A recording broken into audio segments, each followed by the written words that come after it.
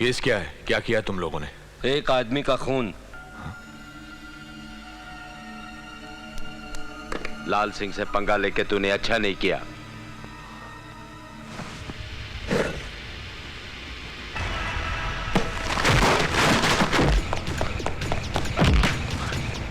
कोई है? कोई है? बचाओ! कोई है? कोई है? बचाओ! कोई है? बचाओ!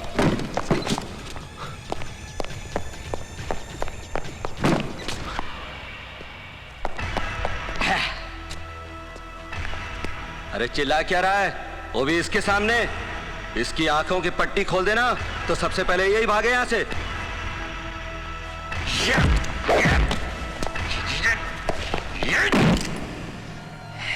कोई है?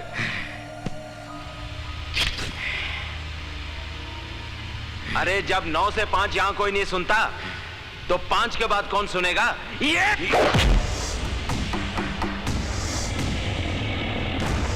5 बजे के बाद देवा की अदालत शुरू होती है।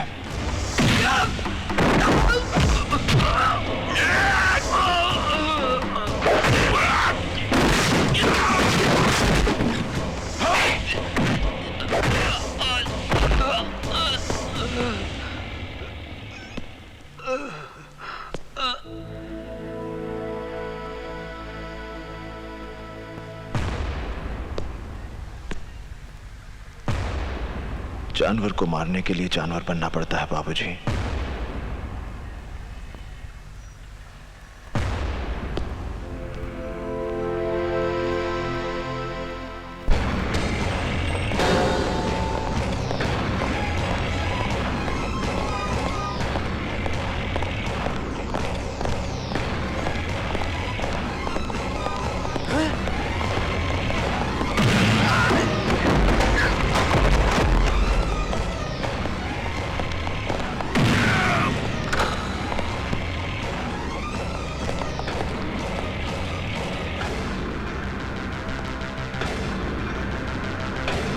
लाल, तेरे साथ बात करनी है।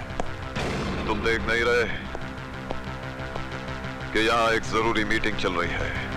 बाकी मीटिंग्स मेरी मीटिंग के बाद। देवा, देखो तुम।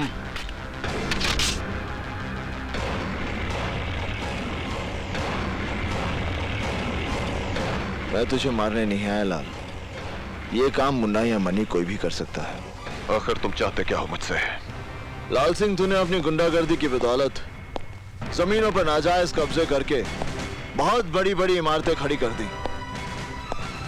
तेरी भूख इतनी बढ़ गई है कि अब तू स्कूल और शमशान जैसी जगहों को भी हड़प लेना चाहता है। ये कलीना वाले प्लॉट के पेपर्स हैं लाल सिंह। आज के बाद इस जमीन पर तेरी कोई दखलंदाजी नहीं होगी। इन पेपर्स पर साइन कर। तेरी जिंदगी के 5 साल मैं बख्श देता हूं।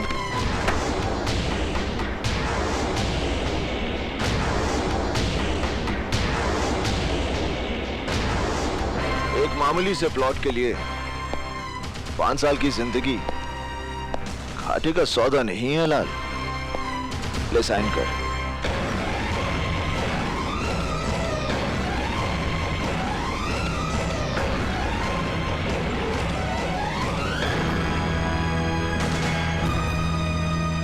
जिस वकील को मारने के लिए तूने अपने आदमी भेजे थे वो अशोक प्रधान देवा का बाप है।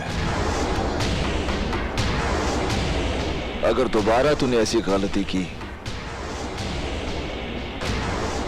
तो तेरा वो हश्र करूंगा कि तुझे अपने हाथों से अपनी जिंदगी फिसलती हुई नजर आएगी। तेरे माथे का पसीना और दिल की धड़कन ये बता रही है कि तुझे अपनी जिंदगी से बहुत प्यार है।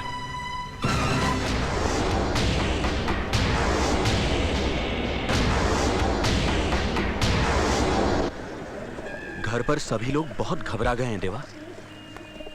मैंने तो बाबूजी को यह केस लेने से रोका भी था। अरे यहां ऐसे कितने प्लॉट्स हैं जिन पर लाल सिंह का कब्जा है। कुछ नहीं होता कोर्ट में, मगर बाबूजी तो बस। कुछ नहीं होगा बाबूजी को। लाल सिंह तो क्या, इस शहर का बड़े से बड़ा गुंडा भी उनकी तरफ आग उठाकर नहीं देख सकता। देवा, मैं तुझे लेकर भी काफी डरा रहता हूँ। कितने सारे दुश्मन पाल लिए तूने इस शहर में। देख, मैं जानता हूं कि तेरा हर कदम बुराई के खिलाफ उठता है, लेकिन पुलिस भी तो गलत लोगों का साथ देती है।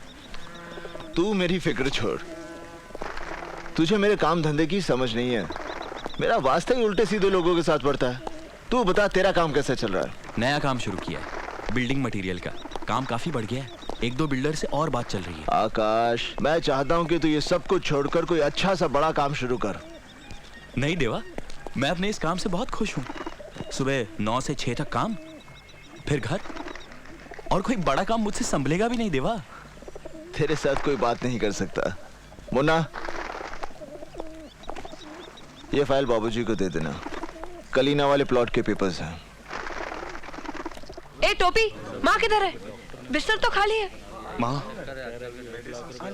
वो तो चली गई। गई? कहाँ गई? अरे बाबा, अपोलो हॉस्पिटल। Apollo hospital? बेटा ये क्या है? माँ, ये हॉस्पिटल है। अस्पताल। अस्पताल ऐसा भी होता है? माँ, यहाँ बड़े बड़े लोगों का इलाज होता है। खर्चा बहुत होता होगा। ज्यादा कुछ नहीं, 1 लाख रुपया जमा किया है। लाख रुपया? क्या हुआ? मुझे संभाल, चक्कर आ गया मुझे। चलो अपने कमरे में चलो। हाँ? हाँ अपने कमरे में? हाँ अलग कमरा मिलेगा मुझे? हाँ हाँ। हाँ? चलो चलो चलो चलो।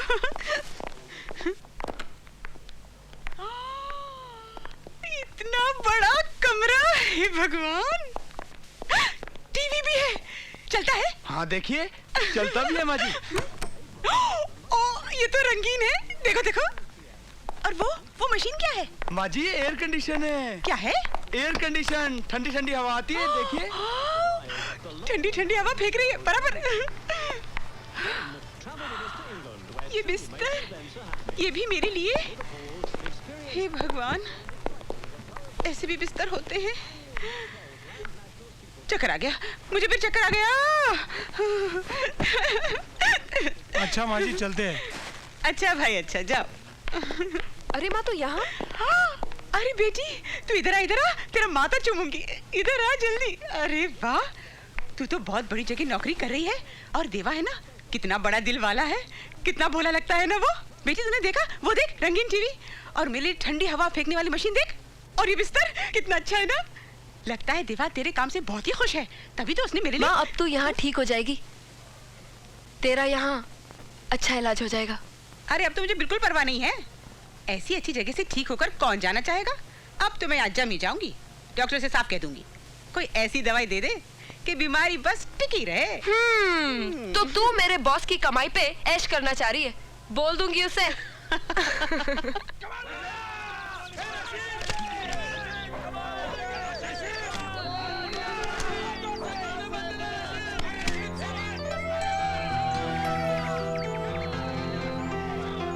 मैं आप ही को मिलने आई हूँ। जो कुछ आपने मेरी माँ के इलाज के लिए किया, सोचा आपको मिलकर ही शुक्रिया अदा करूँ। अच्छा तो बोलो। वो क्या? शुक्रिया अदा तो कर चुकी, और कुछ बोलना है? नहीं, और तो कुछ नहीं, बस मैं तो यूं ही।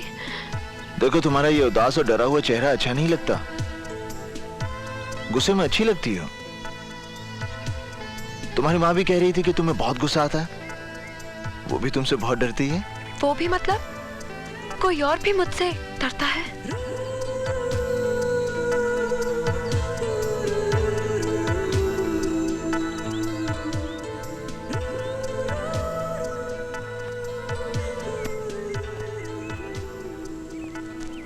पागल लड़की है, कुछ भी बोल देती है। जिंदाल साहब, देवा को इस मीटिंग में बुलाने का मतलब क्या है? वो हमारे लिए मुश्किलें खड़ी करता रहता है और हम उसे अपने बराबर बिठाकर इज्जत दे रहे हैं।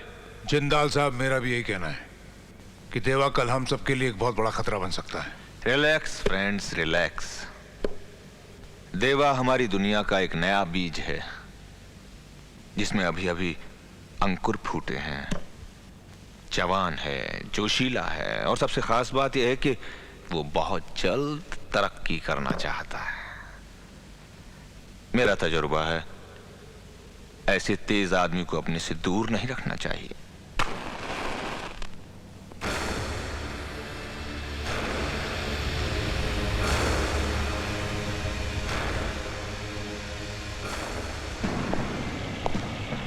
देरी से आने के लिए माफी चाहता हूं। वैसे मैं इस बात से हैरान हूं कि आप लोगों ने मुझे इस मीटिंग में क्यों बुलाया है। देवा, इन दिनों हमारे धंधे में मुश्किलें बढ़ गई हैं। इन मुश्किलों से हमें कैसे लड़ना है, इसी के बारे में बातचीत करने के लिए हम सब लोग यहां इकट्ठा हुए हैं। आखिर ये हमारी जमात की बात है, और तुम हमारी जमात से बाहर तो नहीं। जमात एक होने से सोच एक नहीं हो सकती जिंदाल साहब। सोच का क्या है, वक्त के साथ बदल जाया करती है। तुमने अपनी जगह बनाने के लिए जो रफ्तार पकड़ी है, उसका तुम्हें कायल हूं। ये तो आपका बड़प्पन है जिंदाल साहब। वैसे आप लोगों की जानकारी के लिए बता दूं कि अभी अभी तो मैं अपने पैरों पर खड़ा हुआ हूं। ठीक से चलना शुरू भी नहीं किया मैंने। रफ्तार पकड़नी तो अभी बाकी है। आप कुछ धंधे की मुश्किलों के बारे में बात कर रहे थे।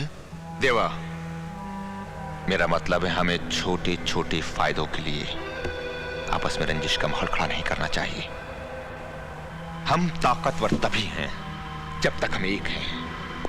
अलगाव वो दरार है जो किसी भी इमारत की बुनियाद में समाकर उस इमारत को बर्बाद कर देती है। हमें अपनी इमारत में इस दरार के लिए कोई जगह नहीं छोड़नी। हमें पूरी ताकत के साथ मिलकर अपने दुश्मन से लड़ना है, और हमारा दुश्मन है कानून। तुम्हें मालूम है देवा कि हमारे नए सीएम बहुत ही ईमानदार हैं। उन्होंने इस शहर से क्राइम को पूरी तरह खत्म करने का बीड़ा उठाया है, और इस ऑपरेशन का इंचार्ज उन्होंने बनाया है एसीपी इंदर सक्सेना को। सक्सेना के पिछले रिकॉर्ड के बारे में हमने पता किया है। यह आदमी हम जैसों के लिए कुछ ठीक नहीं है। इससे पहले कि हमारे इर्द गिर्द कानून का दायरा कस दे, हमें उसे इस दुनिया से विदा कर देना चाहिए। नहीं जिंदाल साहब, सक्सेना को मारकर हम पूरे पुलिस डिपार्टमेंट को अपना दुश्मन नहीं बना सकते। यह बात तो सभी जानते हैं कि कोई भी पुलिस ऑफिसर सच्चाई और ईमानदारी का बोझ ज्यादा देर तक नहीं उठा सकता। और जिस दिन सक्सेना को यह बात समझ में आ गई, वो खुद ही ट्रांसफर ले लेगा। मेरे हिसाब से उसे 3 महीने का वक्त देना चाहिए। अगर 3 महीने के बाद वैसा नहीं हुआ जैसा तुम सोच रहे हो, तो इंदर सक्सेना को तुम खुद मारोगे। यह वादा मैं कैसे कर सकता हूं? मौत और वक्त का कोई तालमेल नहीं होता जिंदाल साहब। 3 महीने बाद मैं उसे मारूंगा, और यह देखने के लिए आप जिंदा रहेंगे, इस बात की गारंटी कौन दे सकता है?